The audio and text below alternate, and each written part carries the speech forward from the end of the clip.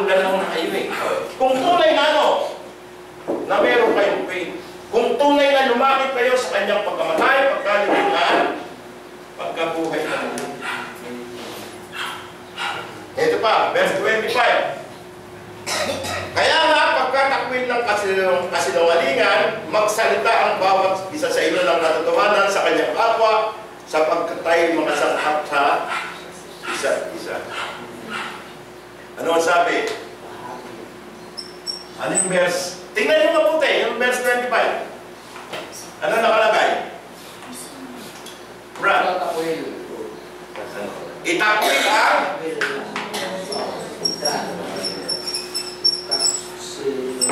ano? Lie. Itakwil mo na yung kasinungalingan. Di ba? Pag magsalita ka puro, pag yun ang ginawa mo, magagawa mo na ba ito? Kung lalakad ka na sa panibagong buhay, may magagawa pang hindi na paalipin sa kasalanan. Siyempre, hindi ka naman nagsasalita ng kasinungalingan eh, di ba? Bukod sa ginawa mo na itong mga bagay na ito, hindi ka pa nagsasalita ng kasinungalingan. Itinatakwil mo na yun. Ang ginagawa mo, sinasalita mo, puro sa katotohanan. Ibig sabihin, yung mga bagay na nakapaloob sa aral ng katotohanan. 26. Kayo'y mga galit, huwag kayong magkasala, huwag lumubog ang araw sa inyong galit, ni bigyan daan man ang diablo. Pero, may tao bang hindi nagagalit? Brad? Wala. Pwede magalit. Pero ang bawal doon, huwag mo panagalin yung galit sa loob ng inyong.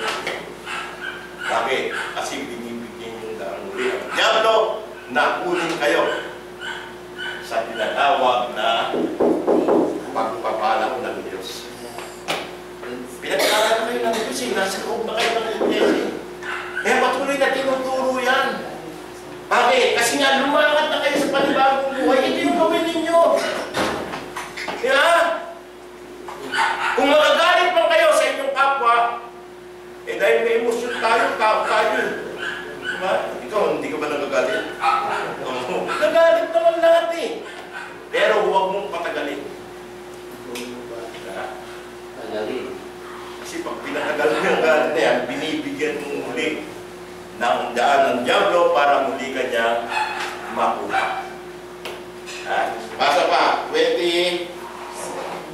Ang magnanakaw, huwag nang magnakaw pa, bagkus magpagal, igawa ang kanyang mga kamay ng mabubuting bagay upang siya may bigay sa nangangailangan.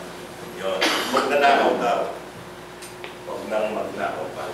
Ano lang ang pinagagawa? Ang bawat tao ay ano? Matutong? Bakal. Ha? Bakal. Pakahirap. Yun! Matutong! Lagay na natin. Hindi na. Matutong magtrabaho. Huwag kayong tamalis. Ha? Matuto kang magtrabaho kung ikaw ay tao. Kung dati kang magnanakaw, alisan mo na yun. Igawa mo yung kamay mo. Magtrabaho ka. Kung kumikita ka, dapat din naman tumulong ka sa nangangailangan. Pero ang pinatutulungan dito, yung mga kapatid din sa iglesia. Hindi yung mga ibang tao. Bakit ko nasabi yun? Tingnan ninyo ang sabi. Sa inyo, Thessalonica, ikalawang Thessalonica, madalas natin masahin, 3:10. Ano nakalagay sa 3:10 ng ikalawang Thessalonica? Pakibasa. Ikaw bumasa, malakas ka magpasa eh.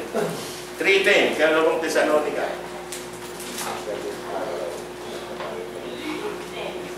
3:10.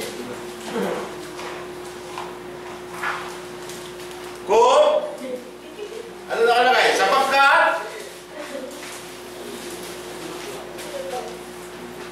3:10 2 Thessalonians chapter 3 verse 10.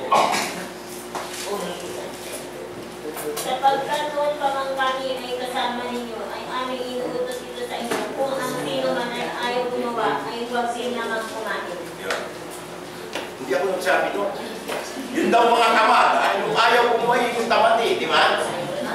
Totoo naman yun eh. Huwag kumain.